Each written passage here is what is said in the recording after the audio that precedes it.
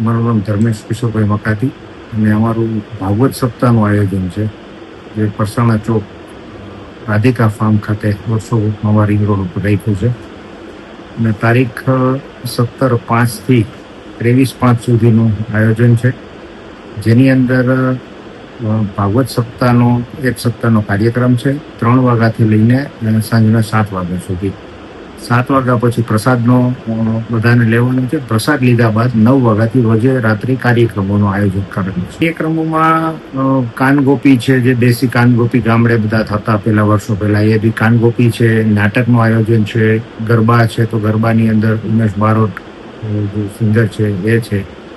પછી ડાયરો છે. રામ ભગવાનનો કોન્સેપ્ટ છે, તો રામ ભગવાનની આખી જીવન ચરિત્ર આખી બધું આપણે બતાવીએ છીએ. ડાયરાની અંદર સાઈરામ કીર્તિદાનભાઈ છે, સાગરદાનભાઈ છે, જયદેવ ગોસાઈભાઈ છે. ને પછી એક વ્રજ લીલાનો કાર્યક્રમ છે, તો એમાં બી 45 માણસોની ટીમ છે.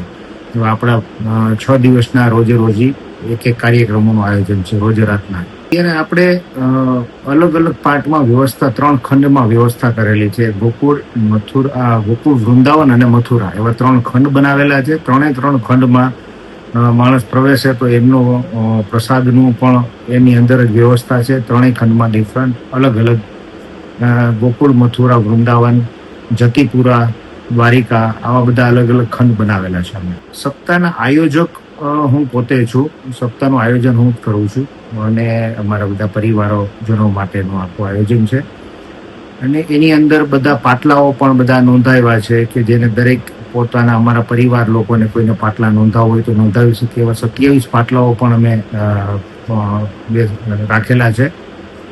પ્લસ આખું ડોમનું આખું આયોજન કર્યું છે. ડોમ બી અત્યારે અમારો પ્રયત્ન એવો છે કે અમે કદાચ આવી ગરમી છે તો AC ડોમ કરી શકીએ, એવો પ્રયત્ન કરીએ છીએ અત્યારે. 1 તારીખથી શરૂ થાય છે અને 23 તારીખ સુધી ભાગવત ગીતાનું જ્ઞાન લઈએ અને બધા કથા સાંભળવા આવે. અને પરસોત્તમ મહિનો છે, પરસોત્તમ મહિનાના પહેલા દિવસે આયોજન કરીએ છીએ. ભગવાનોના દિવસો છે, તો પ્રાર્થના એવી કરીએ કે બધા સાંભળે અને એમને થોડું જ્ઞાન મળે.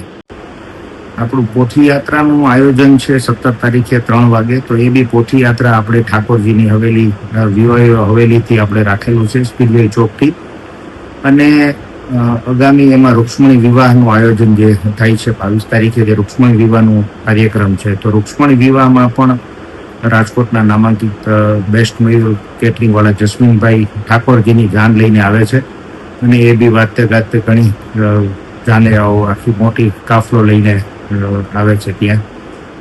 અને એમની અંદર રૂક્ષ્મણી વિવાહમાં પણ કલાકારોમાં લલિતાબેન ઘોડાદરા ગીતો આપવાના છે એમના સરસ. ને આવો બધો કાર્યક્રમો છે ઠાકોરજીની જાનમાં પણ.